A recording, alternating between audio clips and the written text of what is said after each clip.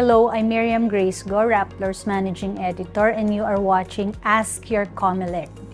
I ask you to remember this name, Task Force KKK, or Katotohanan, Katapatan, at Katarungan, because this is the Comelec unit that will be monitoring the online accounts and behavior of candidates and political parties in the 2025 national and local elections. Joining me today is Attorney Lour Alcain. As the Chief of Staff of Commissioner Nelson Celis, she's very much involved in Task Force KKK. Hello po. Magandang hapon po. Yeah. Today we're talking about the social media accounts of candidates and parties. And, you know, campaigns have been increasingly done online, and in the past elections, this has also been a way for candidates and political parties to skirt the limitations imposed by Comelec. So, before, in past elections, what were the limitations faced by Comelec in monitoring the social media activities of candidates? Maybe one of the limitations is that there's really not one dedicated group like this task force who will do detection, monitoring, fact-checking, and just focus on coordinating with our technology platforms. Although we did that in a previous election and work with Meta and some platforms, but this one, even in the drafting of the policy itself, the technology platforms were very much involved. Mm-hmm. But ano yung challenges that you faced in the past election when you first tried to do this? When it was done before, they were really asked to register their accounts and their emails, but as I've said, there was not enough manpower and resources and tools, because as we notice, these new problems are created by the new technology. Not really the technology, but the misuse of the technology. And with the new problems coming in, I think what we need now are new solutions that will also be efficient, not only legally sound, but will really be practical in really detecting, monitoring, and taking down this kind of disinformation or misinformation. We will talk about those solutions later, but by December 13, the parties and the candidates, even their social media and platform managers, will have to register with Comelec. Can you walk us through this process? Within 30 days after the filing of their COC, so if they filed October 8, then within 30 days from that, they can already start registering their account. Comelec will be issuing this channel, this online platform wherein they could input their information, and then they will also be required, if they're only an authorized representative, they have to upload even their authorization to submit that. They will also be required to submit an authorized affidavit of undertaking, specifically stating that they will not misuse or they will not misuse these platforms for disinformation and misinformation. If I were the candidate, what kinds of accounts and sites should I register with you? Among the social media platforms, we can see Facebook page, TikTok, your YouTube channels, your podcasts, all the social media accounts and live streaming accounts, anything that uses because it doesn't only cover the use of social media and AI, but even the internet technology. So how about websites, official websites? You have to register as long as you will use this, you know that you will use this for the campaign, then you will have to register it with the Comelec. So this will, whatever materials or content that they upload on these accounts, will this be computed against the, I don't know, advertising or exposure limitations of the candidates? Right now, we don't have a limit when it comes to the social media, but with the what we will monitor here is the misuse of the technology. So it's a different matter altogether when it comes to you can only advertise your video several number of minutes. Bukod na usapan in traditional media, yeah.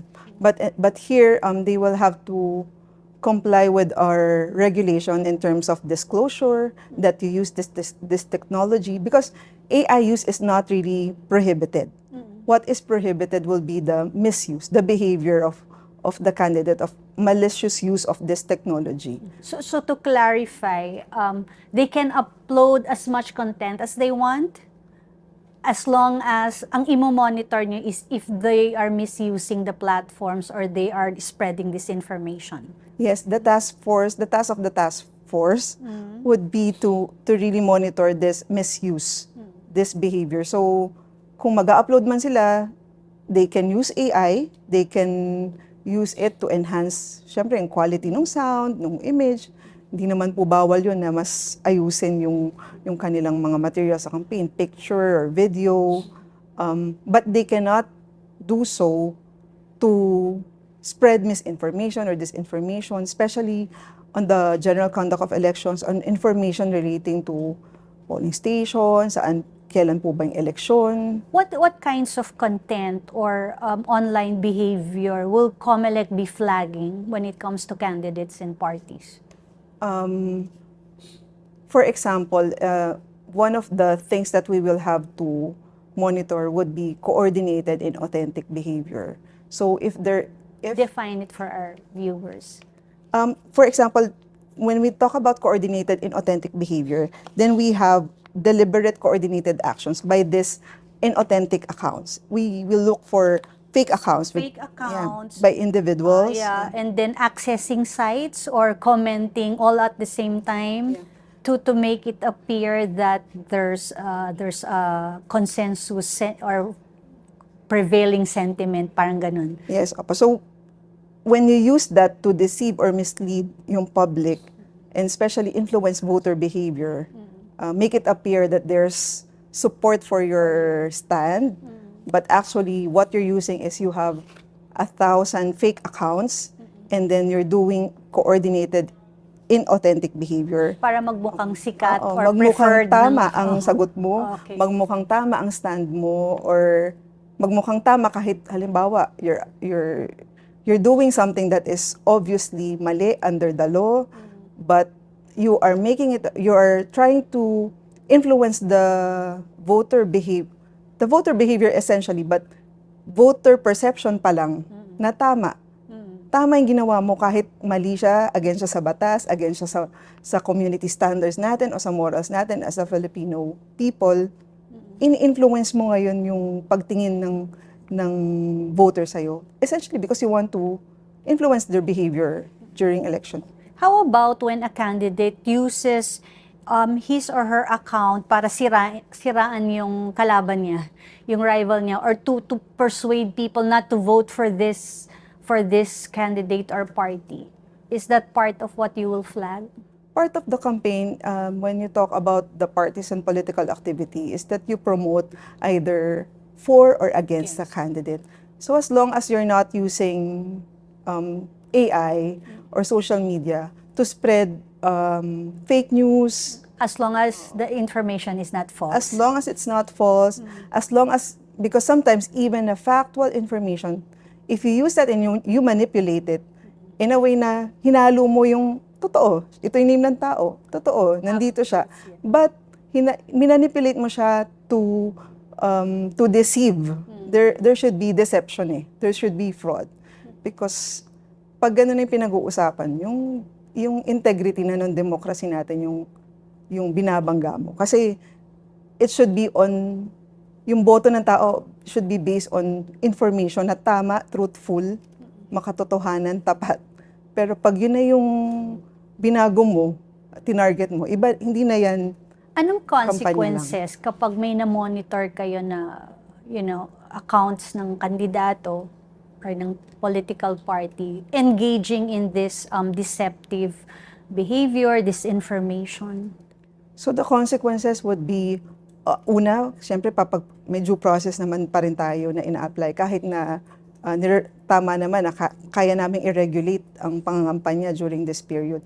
But then they will be asked to explain kung bakit hindi tama na mag-file kami ng complaint, because Comelec, the task force, can file motu proprio yung election offense complaint against them. But kung halimbawa ni-report siya sa amin or na-flag, ni-report ng ibang groups, then we will have to do investigation and also refer it. We will have to deputize other agencies because under the Constitution, we can do so during the election period. I was going to ask, whose help has Comelec enlisted for this? Kasama natin talaga dito yung ating mga ibang agencies like the NBI Cybercrime, the PNP, other CICC, all these other agencies, law enforcement agencies, and marami pang ibang ahensya ng gobyerno na pwede sa ating tumulong NTC, National Telecommunications Commission. So, marami tayong isasama, hindi lang Comelec talaga. And at the same time, hindi lang din po other government agencies. We will have our accredited citizens' arms and other partner organizations na matagal na naman, even without the task force, they directly coordinate with Meta or with other platforms para din mag-report na this is against your community standards, this is inciting violence, this is this and that. Ginagawa na po nila yun. But ngayon, siguro mas strategic, mas buo tayo with them dahil simula pa lang po nung bago pa to buuin, hindi po to isinulat and then ngayon i-implement po. Balik, ang proseso po ng paggawa natin ito, nag-gather po talaga tayo ng mga inputs from our accredited citizens arms, our stakeholders. Actually, last July, we just had our stakeholders forum and consultation dialogue on AI and Philippine elections in UP Law. And we had stakeholders, even the political parties, we have representatives coming from the House and Congress, from the DICT, CICC. We invited these government agencies because dun sa pagbuo, kailangan makuha natin hindi lang namin kailangan ibigay ano yung legal framework kasi obviously we have the legal because they are the ones basis. dealing with the practical side of this, no? They encountered the incidents. But the registration, ito tanong na to in the past elections, the registration of sites and accounts will put on your radar only the official accounts, the sites. Paano po yung mga sites or accounts na secretly ay minamanage or pinapatakbo ng mga operators ng isang kandidato? And these are the ones spreading disinformation or deceiving information. Opo. Talagang yun sa amin sa simula, yun na po yung pinanggalingan namin eh. Because it will be easy for us to monitor these registered accounts. It's a blanket. Meron na kaming directory. And I'm sure 99% or so, they will try their best to put their best foot forward at ipakita na tama lahat ng ginagawa ng accounts na to.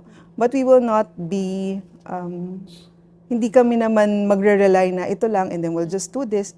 So that's just, alam mo, the usual way of doing things. What we need to do now is that we know for a fact na talagang may mga nag-i-exist before tawag natin mga troll farms.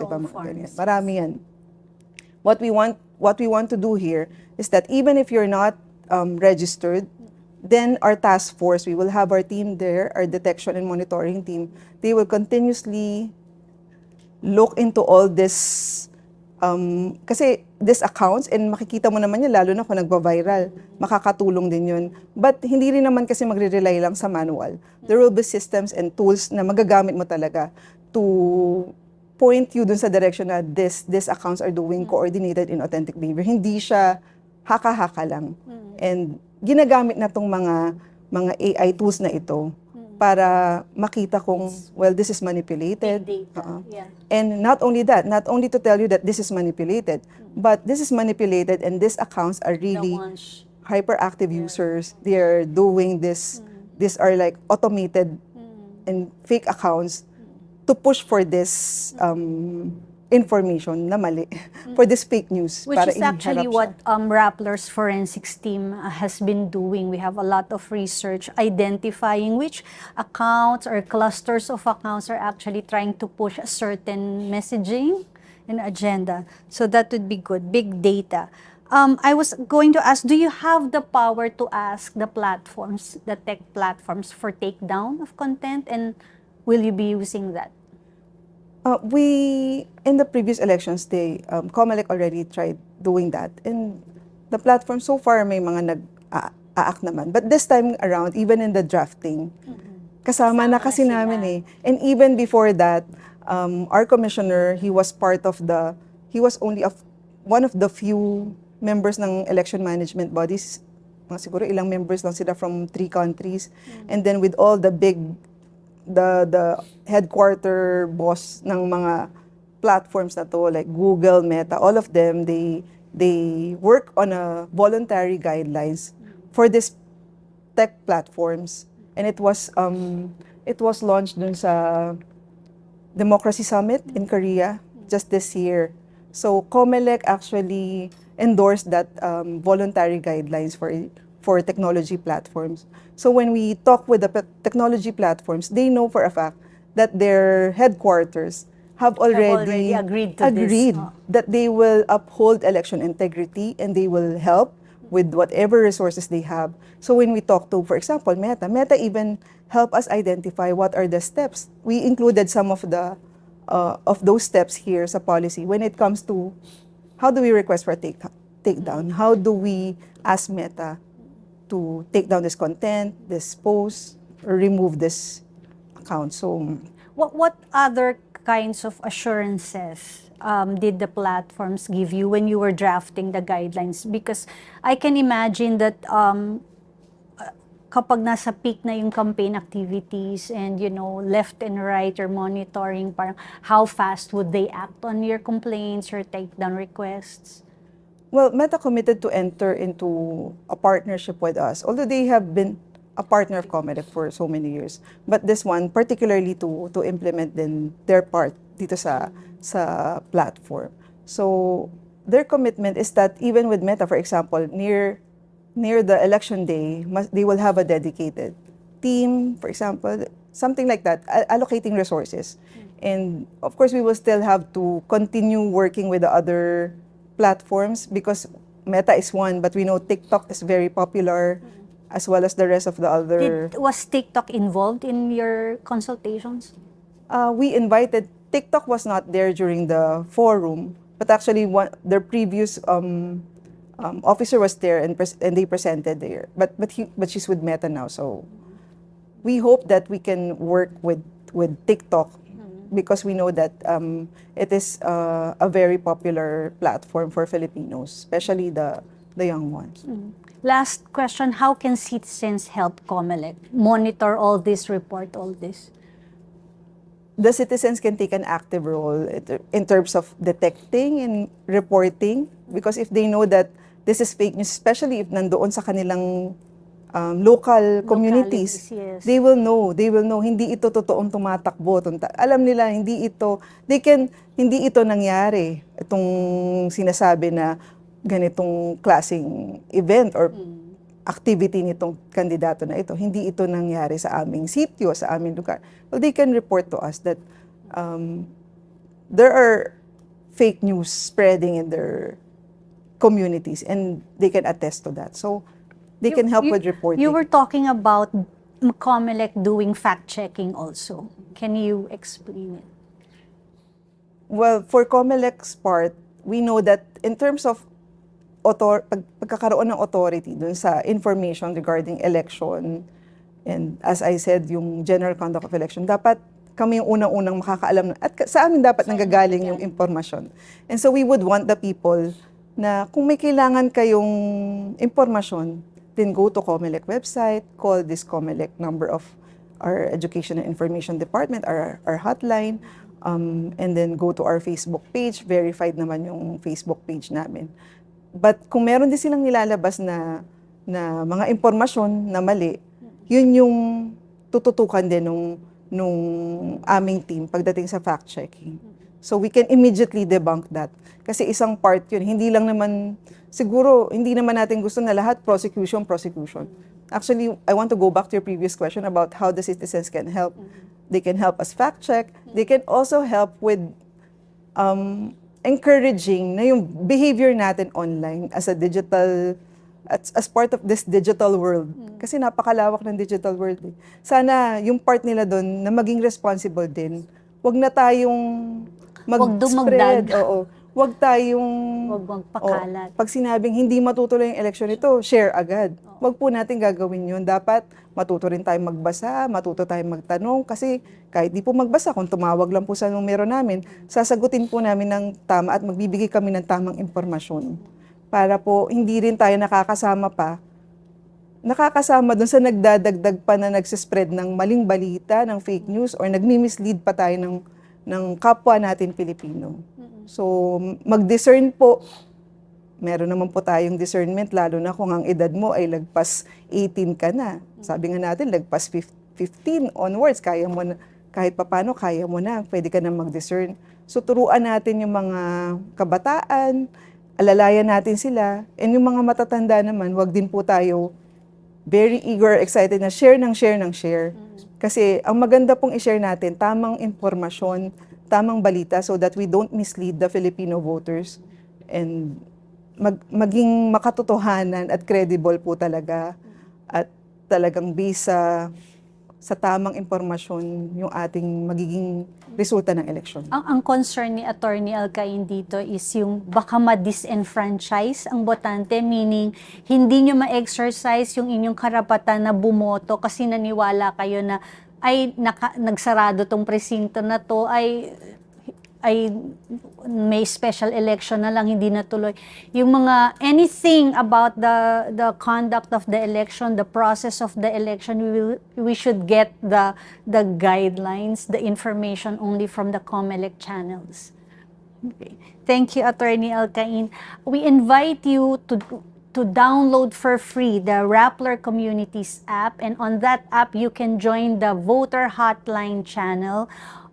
Comelec staff members are there every day. They will accept your reports. They will entertain and answer your questions about your voting concerns, your registration concerns, any other information that you need to know to be more involved and to monitor yung mga proper na dapat nating behavior as voters at yung mga ma-monitor natin yung ating mga politicians. And by that, and by doing that, you can help Comelec monitor responsible behavior on social media. This is Miriam Grace Go. You've been watching Ask Your Comelec.